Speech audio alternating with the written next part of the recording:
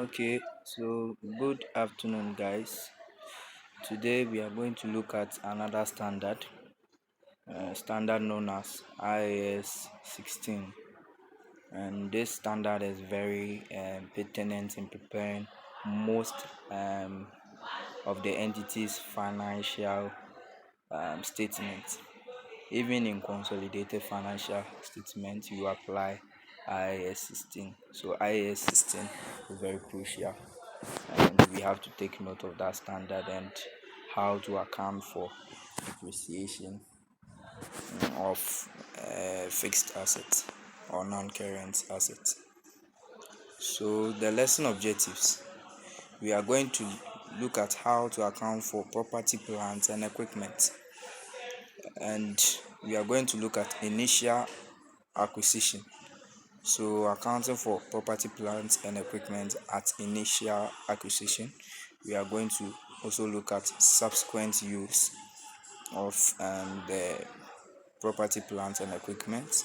We're going to look at the determination of cost. How can we determine cost of a PPE? And we are going to look at depreciation, revaluation, and lastly we are going to look at derecognition of an asset.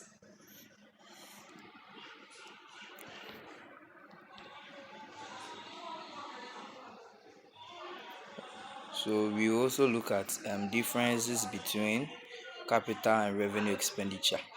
So this concept actually is very important to take note of, even in financial accounting. Yes. So we will get to know how to test for impairment of non-current assets. That is under IAS 36, impairment of assets. Impairment of assets. Okay, so with premiers to the other videos, I said before we go into any standard, we have to know the scope of the standard. We have to know some definitions of terminologies. We also have to know the measurement criteria, the recognition and the recognition criteria of that particular standard, the standard which are excluded for that particular standard, so we have to take note of that. And lastly, we look at disclosures. So that is what we are going to do. So we are going to look at the definition of PP. Actually, the objective of the standard IAS 16 is to help or to aid in the accounting for property, plant and equipment. Okay, so PP. So this is the definition for property, plant and equipment. We say PP are tangible resources that are held for use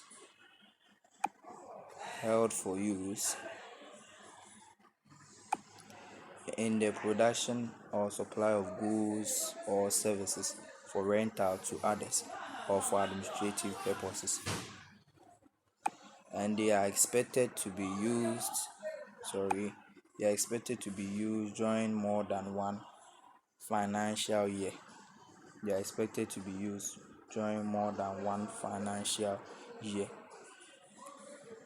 So because we are saying that PPE are tangible resources, we have to take note that PPE, they are assets. They are assets.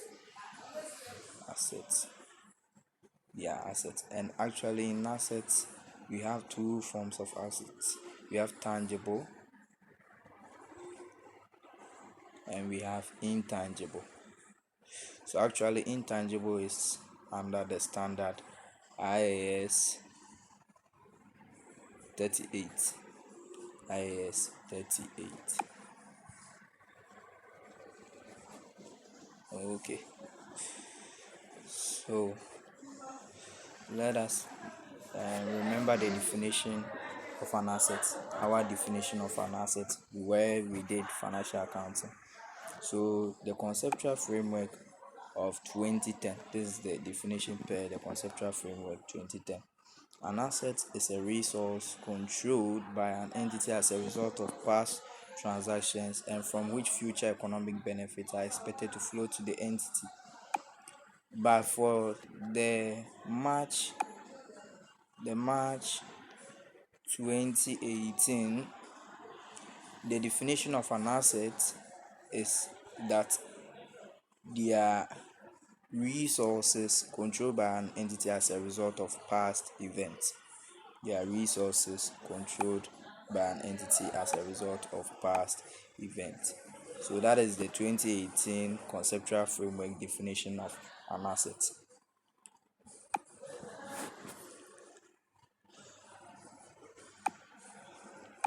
Okay, so we are moving on to the scope of the standard IAS 16. It should apply to all property, plants, and equipment. PPE actually is the denotation for property, plant, and equipment, except when another standard requires or permits a different accounting treatment.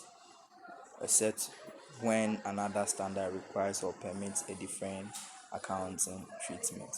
So it does not apply. So these are the exceptions. Exceptions. Exceptions. So take note of this. These are the exceptions. So it does not apply to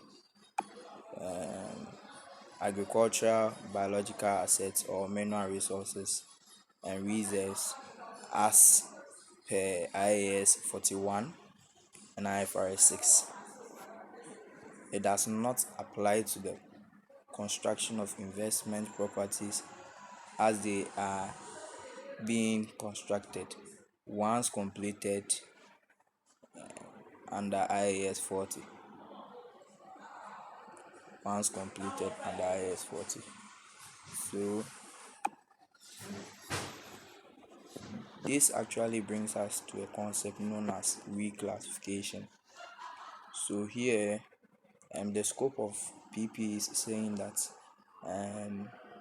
per the rules of PP, we are saying that it should apply to all PP except when another standard requires. So it means we can reclassify a PPE to an investment property under IAS 40. We should take note of that. Can reclassify a PPE to an investment property under IAS 40. So actually we are going to deal with that concept of reclassification very soon.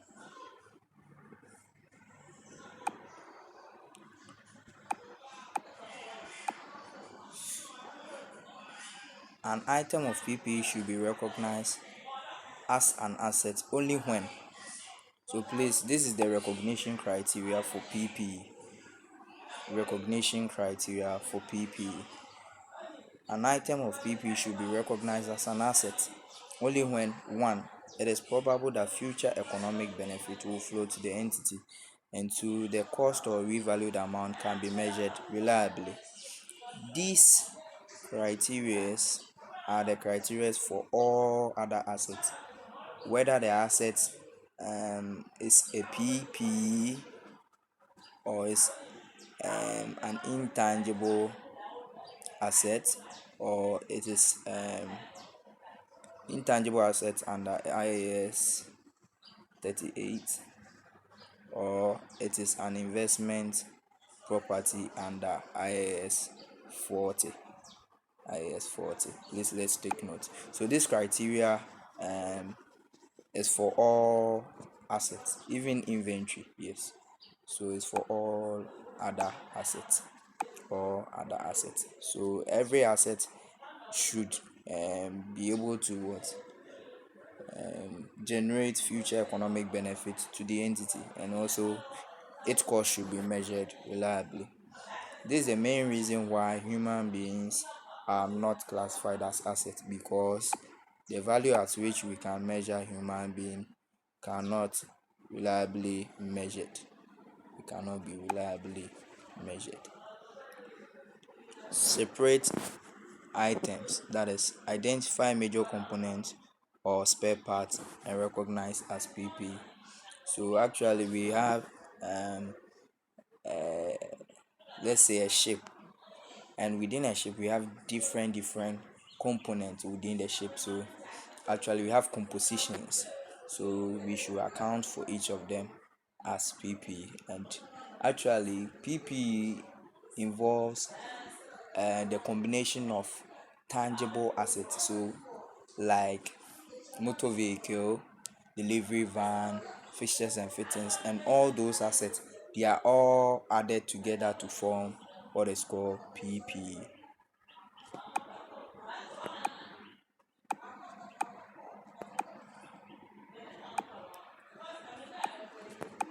Okay, so the initial measurement of PP, it is initially measured at cost. PP is an asset. Because it's an asset, every asset is initially measured at cost. Even for inventory is also, sorry. So even for inventory, IAS 2, IAS 2, inventory is also measured at cost initially. Investment property is measured at cost initially. Then that's under IAS 40, and intangible assets is also measured at cost initially under IAS 38. Okay, so let me clear the part here. So it comprises all costs directly attributable to bringing the asset to its present location and condition necessary for it to be capable of operating in the manner intended by the business. So when we say cost comprise all the expenditures. When we bring cost again, it means we are saying something else. So actually, it comprises all the expenditures directly attributable to bringing the assets to the location and condition necessary for it to be capable of operating in the manner intended by the business. So actually, we have the purchase price net of trade discount. So the composition of cost is what I'm trying to um, explain to you here. So cost comprises or includes the purchase price of the asset net of trade discount. Actually, it means the purchase price less trade discount.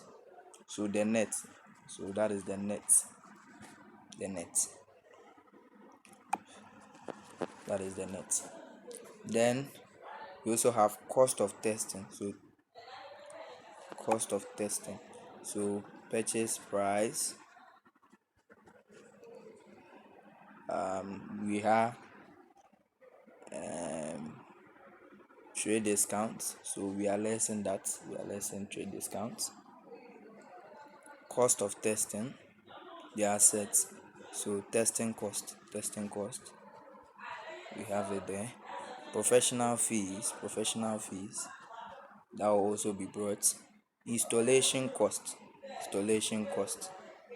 Architect fees. So actually, this is a summary of it. So all this and many more sum up to give us the cost, the cost,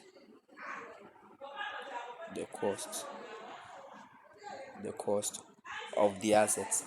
All this sum up to give us the cost, the initial cost of the asset. The initial cost of the asset. So actually, we also have import duties and taxes. They are added stamp duties, and we have cost of site preparation, delivery and handling costs, installation and assembly costs, wages and salaries, and other employee benefits relating to the acquisition, construction, and installation of the assets. Okay, so let me talk a little bit about the commissioning cost. It is also known as dismantling cost. Dismantling cost. So this cost actually is also added. It is added, but sometimes this cost, um you can find this under IAS 37 provisions. Sometimes this cost would have to be what discounted. They will give you cash flows and you have to discount it to present value. You have to discount future cash flows to present value. So you have to take note of that. That is under the demolition cost or the compositioning cost. Thank you.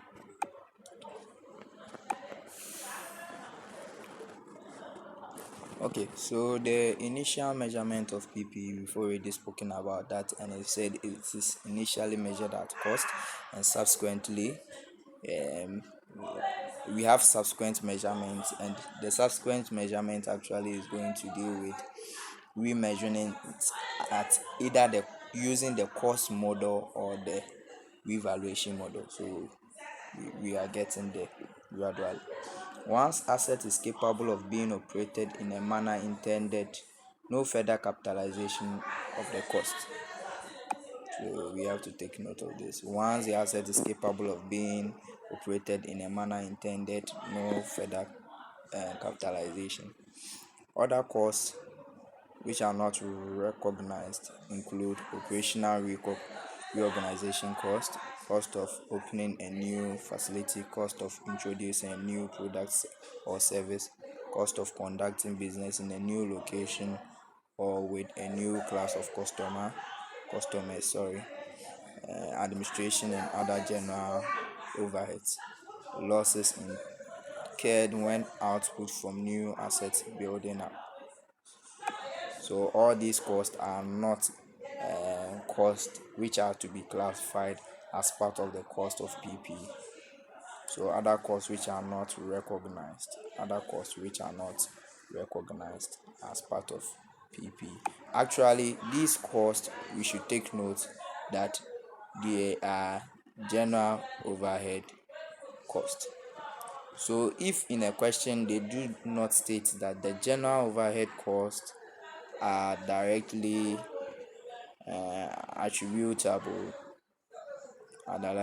directly attributable to the cost of the activity, that general overhead cost should not be what capitalized as part of the cost of the PPE. So that general overhead will be treated as an expense. So all these costs that you are seeing here, they are overhead costs. Overhead costs. If assets acquired through an exchange of non-monetary assets, let me clean this aspect. So if the assets acquired through an exchange of non-monetary assets, the asset is measured at fair value. They are saying if we acquire an asset through an exchange of non-monetary assets, so actually we didn't give money, but rather we gave an asset in exchange of that particular asset being exchanged for or being traded off. That asset, we should find the fair value of the asset that has been traded off. So that is what this statement is trying to mean. Exchange must have commercial substance.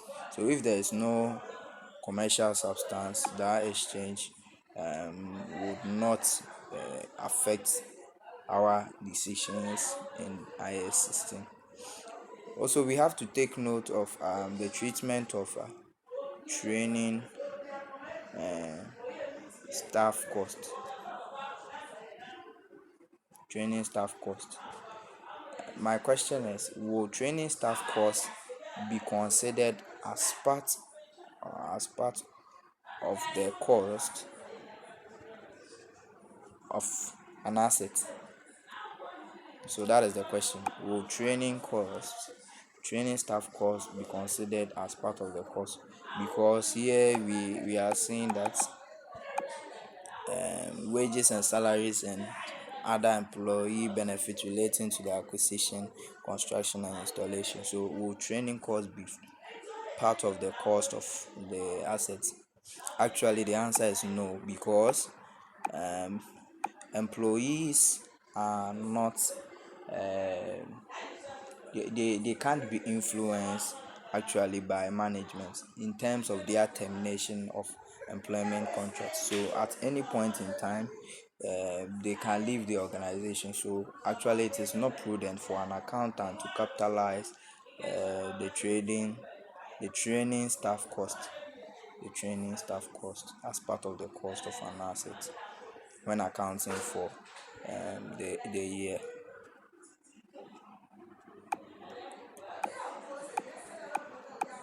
So actually, per IAS 23,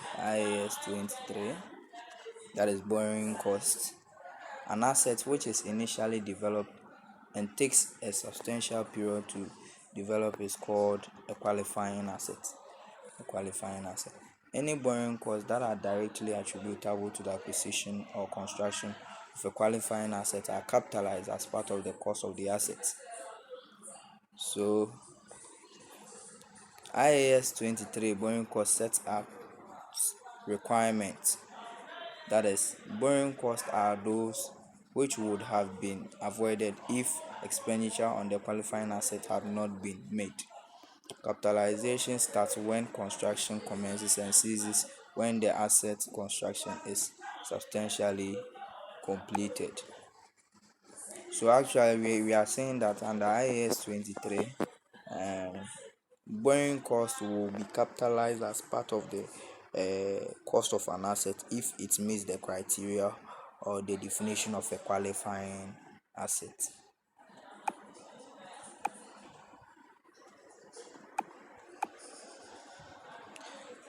So this is the subsequent expenditure related to an asset. Subsequent expenditure related to an asset can be recognized into bracket capitalized as PP if it. So we have to take note of this criteria. This is another criteria.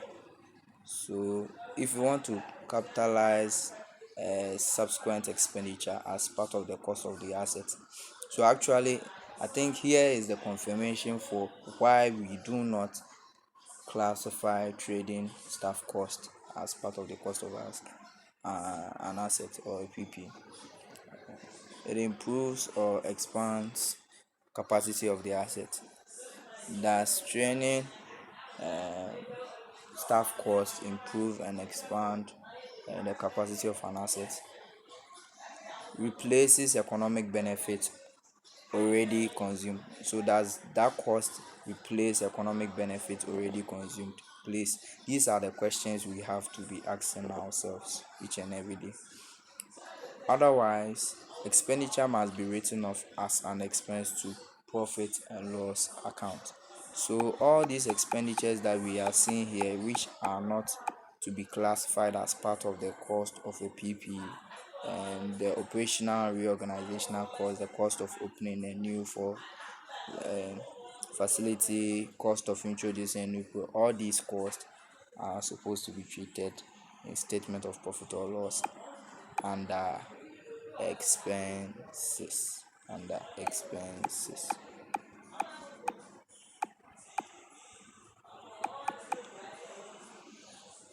So actually, when we say capital expenditure and revenue expenditure, capital expenditure, so we are looking at the difference between capital expenditure and revenue expenditure. I'm sorry.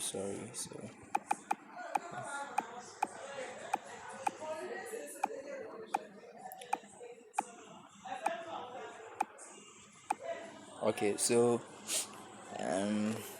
capital expenditure actually involves the acquisition of a new machinery whilst revenue expenditure involves the repairs to machinery. Capital expenditure involves the installation of machinery, whilst revenue expenditure incurs electricity cost of using machinery. It's also the capital expenditure also involves the cost of adding air conditioning to the room, whilst the revenue expenditure looks at the interest on loan to purchase air conditioning. Capital expenditure looks at the legal charges for conveyance, whilst revenue expenditure looks at commissions. Capital expenditure looks at motor vehicle acquisition of motor vehicles, whilst or motor van, whilst revenue expenditure looks at repairs to motor van. Capital expenditure looks at the extension of cost of new offices, whilst revenue expenditure looks at fixed of broken offices.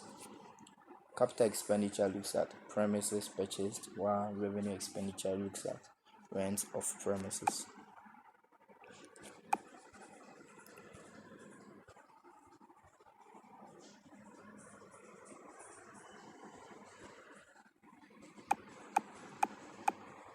Okay, so we are looking at I think final aspect of this the final aspect of this.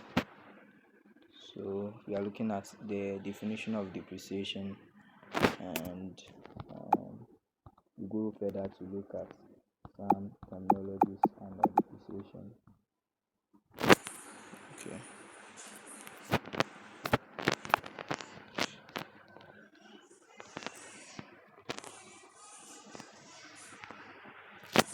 Okay, so depreciation is the systematic allocation of the depreciable amounts over an asset's useful life. As the application of the accrual principle and matching concepts. All assets except land are depreciated, exception to this quarries and mines.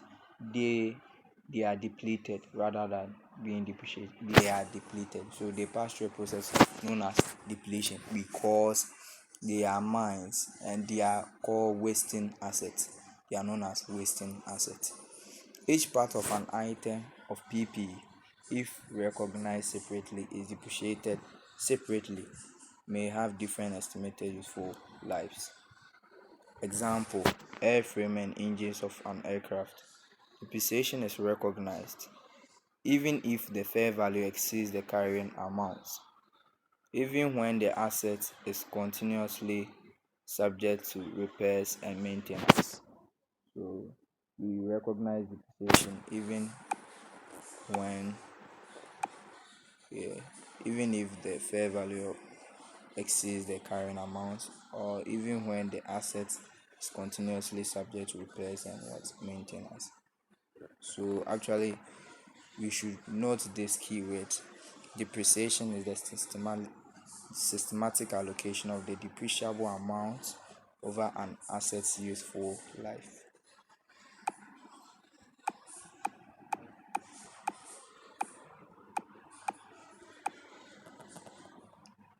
So depreciation, as we already said, is the systematic allocation of the depreciable amount of an asset over its useful life. So now we are going to look at the meaning of depreciable amount of an asset. The depreciable amount of an asset.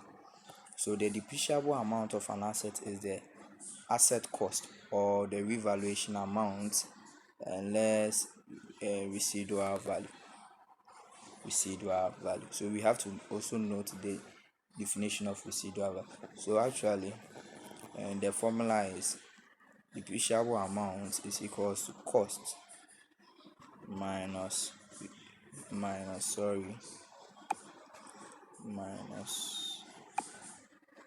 residual value. Cost minus residual value. Then what do we mean when we say residual value? So the residual value is an estimate. It's just an estimate. It is the expected net recognizable value of an asset at the end of its useful economic life. So it is the net recognizable value. Actually, recognizable value is NRV, which is actually the net saleable value. Net saleable value. So the value at which we can sell the asset at the end of its useful economic life. The value at which we estimate to sell the asset at the end of its economic useful life. And when we say useful life, it how long the asset will continue to provide economic benefit to the entity, the period over which an asset is expected to be available for use or sale, number of production units expected to be obtained from the use of the asset. Actually, number of production units is used when we are dealing with the production based method of depreciation. Production based method of Actually, we have straight line method, reducing balance method, and production based method. We have revaluation method. So we have that. So let's take note of that.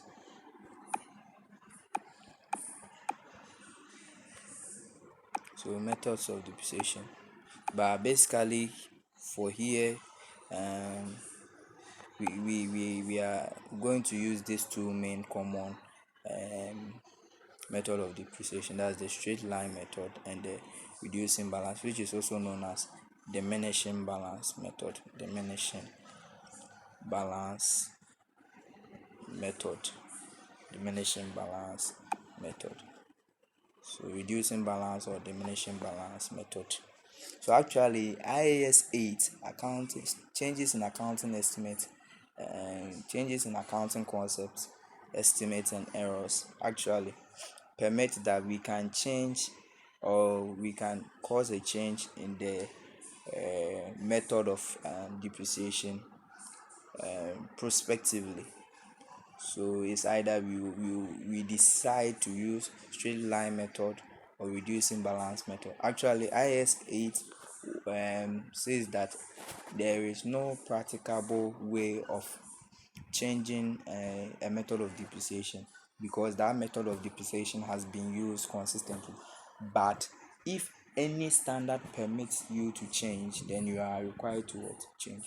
Or if you think that the change is the most reliable change that will cause benefit to the entity, then you are required to change the method of depreciation. So subsequent measurements, I said we have the cost model or the revaluation model. Cost model or revaluation model. So with the cost model, we are saying so cost model or revaluation model. So with the cost model, we are saying your current amount is equal to the cost of the asset minus accumulated depreciation minus any impairment losses under IAS 36. The IAS 36. Then the revaluation model is just the same, but actually it will rather be, instead of it being the cost, it will rather be the revalued amount or the fair value of the assets at the date of revaluation, less accumulated depreciation, less any accumulated impairment losses.